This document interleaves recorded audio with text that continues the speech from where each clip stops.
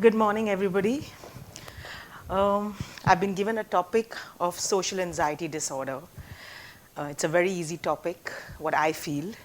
And I feel a lot of students, a lot of people go through this. So I tried making it as easy as possible for you all to understand it. Okay, I've got a diagram over here, which shows generally what we face. Like I was just coming up the stage. So it's normal for all of us to feel a bit of anxiety, a bit of butterflies in our stomach. Oh my God, I have to come up here. I hope I don't fall on the stairs. And, you know, my heel doesn't break and I'm fine. But once you stand up here and you start talking, you look at people and you smile and then you ease out and you're fine. And you start talking normally and you get comfortable as the talk goes on. And I don't sweat anymore. Sorry, I think something went wrong with the voice. And it becomes normal. But if this continues, and if you see me sweating, or if you see me turning red, or you see that I start crying, then I'm going. Then something is going wrong with me. So generally people with social anxiety disorder, the anxiety is so strong that they don't get comfortable. So as you can see the graph, I have put down a thing where they get nervous and then they don't get eased out eventually. They get stuck there on top. So as time goes, if you've come to college, for example, I've put college over there for you all, you will not ease out. You'll be stuck there. So even though you're in college for years or for a long time, you're not comfortable. And people wonder, like, you've been here for so many years, why are you not comfortable? Like, what's wrong with you? So it's something wrong because you've been here for so long.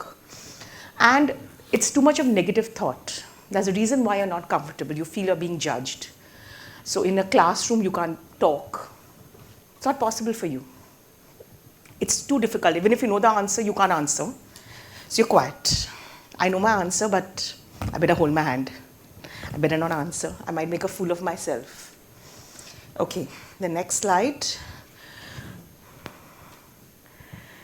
I have put down social anxiety. I've put a lot, but I'll just explain a bit because I felt you all can read everything on the net too. Explaining is more important with examples. It's also called as social phobia. A lot of times it's so threatening that we cannot function appropriately. Okay, I get a lot of patients who come to me in private practice who are unable to perform daily routine things. We get a lot of people from ICUs, in the sense they are admitted to ICUs because they feel they had a panic attack. It's an extreme form of social anxiety or any anxiety basically. There are different types of anxiety. Social anxiety is just one part of it. So they get admitted to an ICU because they're driving a car and they feel their left hand or they can't change gears and oh my God, I'm gone. I've got a heart attack. While actually when they go into ICU, everything is checked, they're perfectly normal. And the doctor wonders what's wrong. All the physical symptoms seem like a heart attack, but the x-rays show it's fine. It's actually an anxiety disorder, which could be a social anxiety, it could be other anxieties, it could be a generalized anxiety, and it's triggered into a panic attack. So what I'm trying to tell you is if you don't deal with it, you're heading into trouble. So a lot of times when we have a small problem, we ignore it. So at your age, when we had problems, we used to also ignore it. So I would suggest if you're having a problem, deal with it. Don't just put it under the table. Okay, the next one. I've put down about 15 things only people with social anxiety can understand. If any of y'all can relate to this, or if y'all feel your friends are going through this, please catch them and take them for help. Catch them by the neck and take them for help. Because they could be, see, one of the things they're going through, don't, it's okay. It happens. Or if we have phases when we go through this, it's okay. You know, I've had a broken relationship. I want to get into a phase of chilling and being alone. It's okay. But if I'm regularly doing this, Like as I've said, prefer virtual communication. There are a lot of people who want to do this. They don't want to get into relationships. You know, they do a lot of texting, avoid having lunch with people, want to see, having one or two things. Some people are introverts. You can't say, okay, they're having anxiety disorders. But if they're having all these symptoms, there's something going wrong. If you're not sure, maybe you consult a counselor and make sure that nothing's going wrong. Okay? The next one. A person with social anxiety may also feel such things. They find difficulty in these basic small things to do. Where ordering a meal in a restaurant, using a public toilet, answering class. Again, I've put some basic stuff which I feel people do find it difficult to do when they have to do in the small, very petty things which you'll feel it's so easy to do for a normal person. Why is a person finding it so difficult?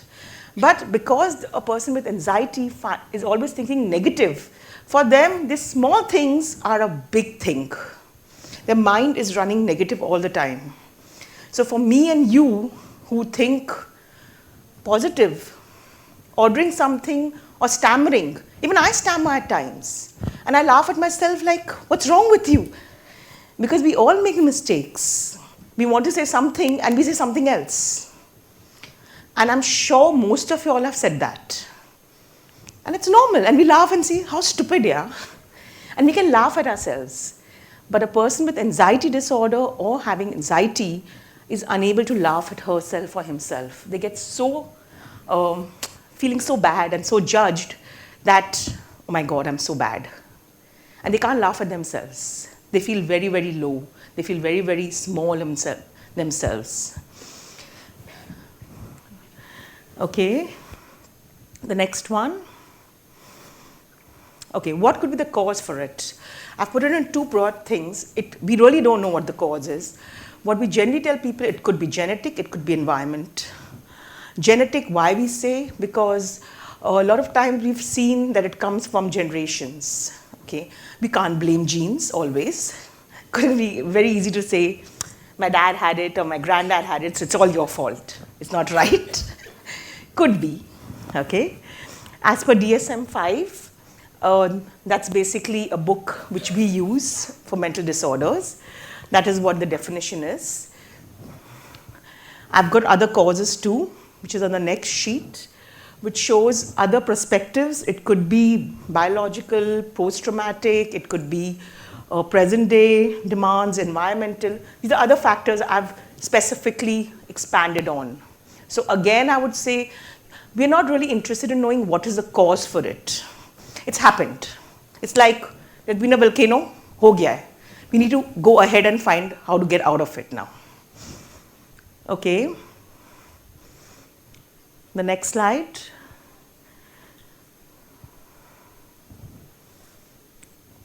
How do we know, do I have social anxiety? As a layman, how do I know if I have it? What are the emotional signs, behavioral signs, and I've put down the physical signs, the three kinds of signs which as a layman, I can feel it and decide and then accordingly take help. Okay? Emotional sign, extreme fear of being watched. See, right now you are watching me. I would feel, okay, the 20 eyes watching me. I should better be not wearing torn clothes. I better not put lipstick on my hand and come. Okay, that's a normal thing. That's a very normal look. I should be decently dressed. But overly this thing, or I keep looking at my hand all the time, would make you all wonder, she's warped. Right? So too much is a problem, but normal is okay. So you have to be a normal this thing, not getting humiliated too much. There are other signs which are there, which are physical signs, blush, which I will, like trembling. If I start trembling like this, I can't breathe, sweating, nausea. I could start throwing up right now suddenly, feeling dizzy, turning red, as I told you. A lot of people go through this. A lot of people, if you've noticed, before an exam throw up, which is very common. Especially small children, they throw up before an exam. Behavioral symptoms are there. They tend to hide under people, in the sense, if I need to ask something, you ask, I will not ask. Behind a teacher, behind a friend, try to avoid certain things. They don't want social contact. They tend to drink before a social event to avoid people. Okay, what if I don't do anything about it? I chill. I have a social anxiety. I have anxiety disorder. I don't do anything, I wait. What is going to happen? These are the different complications that are going to happen eventually. Self-confidence, self-esteem. I will not be able to be very successful in life. I could get into drugs. I could get into family issues, relationship issues down the line. Not be very successful in life. Different personality issues, which could all lead to all this. Eventually, I've also come across people who get into panic attacks, suicidal problems. 43% of those with social anxiety generally do have depression too. So generally when people come to us in practice, it's a combination of depression and social anxiety, generally, but you can't say 100%. Okay, these are 5 points which I thought work on a layman's thing, which could work if you do it earlier. One is deep muscle relaxation. This is basically a very easy thing to do. You relax each muscle of your body and calm yourself down. Another thing is slow breathing, which is like you can learn it at yoga or on your own self before a paper or before anything when you're getting anxious. Calm yourself down so you feel better. Another thing is visualization. We all have a comfort zone where we feel comfortable. It could be my bed or my own bedroom. It could be my mom's arms, whatever you're comfortable in. Visualize that and you feel comfortable, your anxiety goes down. Control your thoughts. Anxiety starts with negative thoughts. Control your negative thoughts, and I will tell you in a later slide how to control that, and it makes you feel better. Face your anxiety. Now, facing your anxiety is not really easy, but again, when you face it and say, what is the worst that can happen? The worst, and then drop it, it goes. Okay.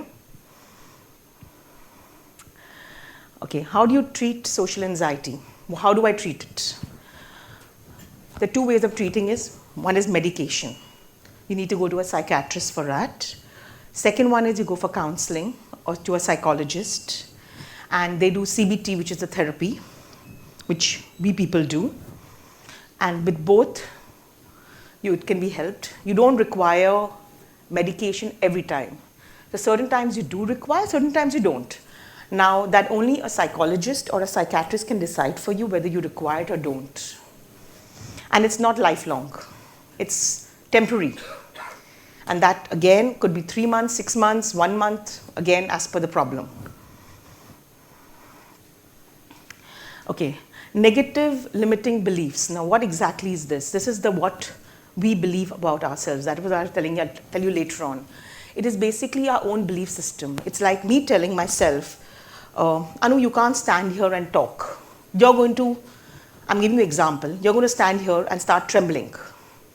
If I think like this, when I stand here, I am already believing that I'm going to start trembling here. So I'm psyching myself. So when I stand here, I will automatically, my thoughts are going to make me start sweating.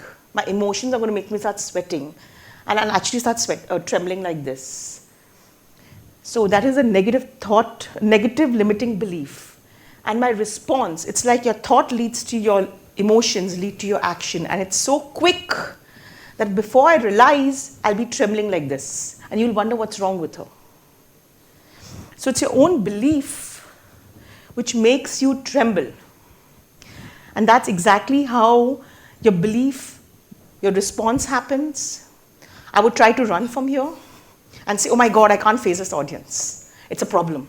These people are going to eat me up. So you don't need to do anything. You could just be listening to me, and I would feel you're going to eat me up. And that response is going to create anxiety for me. And then the next thing, my thoughts are, I'm not good enough, I'm horrible, these people are just thinking I'm a fool. The minute these thoughts are coming to my head, I will psych myself and make a fool of myself. So what I've written in the end is what I need to immediately change my thoughts. I have to challenge myself and tell myself, shut up, and make it positive. So that's the last sentence I've put. I'm more than good enough. I've made it positive. And I'm working backwards then. Relax, you're okay. You're not making a fool of yourself. So it's a slow process, but most of us get stuck, I'm not good enough, and we start shaking. And I will just tremble over here, and I'll fall. Or I'll run away from here. Okay. The best use of imagination is creativity, and the worst use of imagination is anxiety. That way, what I'm put this for, that you can make it creative if you think positive, you can make it negative, you go into anxiety. So it's in your hands what you want to do. Okay, fears are stories we tell ourselves. That's one of my last slides. So it's up to us what we want to do. We want to psych ourselves, we can, and we can get into anxiety disorders. Or if we want to be successful, be fine. And if we do have anxiety, we take help, we'll get out of it faster. Okay, thank you.